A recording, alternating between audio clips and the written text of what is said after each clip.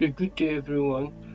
So today I'm going to be talking about roadmap to becoming a data analyst. So if you're looking to break into data analytics in the year 2025, there is a few things you ought to learn. There is actually a few technologies you ought to become familiar with. So I'm going to be going through those technologies in the particular order in which you're supposed to learn them. So first and foremost, you should be very conversant with Excel. Now, most data analysts always start with Excel because Excel is an easy tool to learn. It's one of the easiest tools to get familiar with in data analytics. So you must be very familiar with Excel. You must know how to do data cleaning, know how to use Excel functions to do data wrangling and the rest. So you must be very familiar with Excel. And when I mean Excel, I mean spreadsheets because Excel is not the only existing spreadsheet out there. You can as well learn how to use Google Sheet, which is another popular spreadsheet program out there. So once you're familiar with Excel, the next tool you need to be very familiar with is SQL. Now you need to know how to use SQL efficiently to retrieve data from a database. So you need to know how to write SQL data query language, especially those queries that are in the domain of those queries that are involved in pulling data out of the database.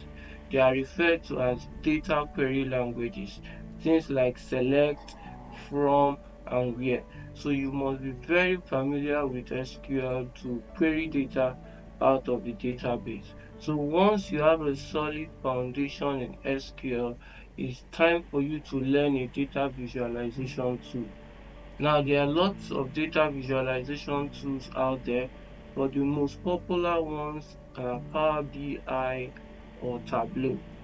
Now, Power BI is owned and managed by Microsoft, while Tableau is owned and managed by Salesforce. These are the two most popular data visualization tools we have out there. So you can choose any particular one. For me, I would prefer you go with Power BI because it's more stable and it's free on the desktop version. So you can easily download the desktop version for free. Now you need to learn how to use Power BI to create interactive dashboards in order to share the insights you've gotten from your data analysis. So you need to know how to use Power BI specifically for both data cleaning and data visualization. So once you're familiar with the data visualization tool, whether it be Power BI or Tableau, it's time for you to learn a programming language. Now, most data analysts sometimes say it's not relevant to learn a programming language, but I've come to observe that with the knowledge of programming language, it gives you an edge in it gives you an added advantage necessarily when it comes to job seeking. So you'll be chosen above those that are not so very good in a programming language. Now there are two programming languages that are being used in data analysis. You have Python and on the other hand you have R. Now these are the two most popular programming languages used. So for me, I would suggest you go with Python because it's more popular and you can use it in other domains apart from data analytics. So when it comes to learning Python, you have to focus on mastering the fundamentals. You must learn about how to use variables, how to use loops, how to use functions, how to use conditional execution and the rest. Then you have to further into learning how to use libraries like NumPy, Pandas, Matplotlib to create visualization. So you need to narrow in on libraries that are relevant for data analytics. You don't want to go learning libraries or frameworks that are not relevant for data analytics. Frameworks like Django and Flask, those are not relevant in data analytics.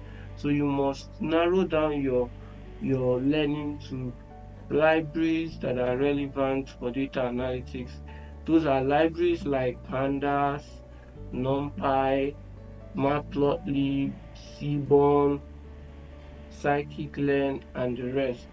So these are libraries that are essential in data analytics.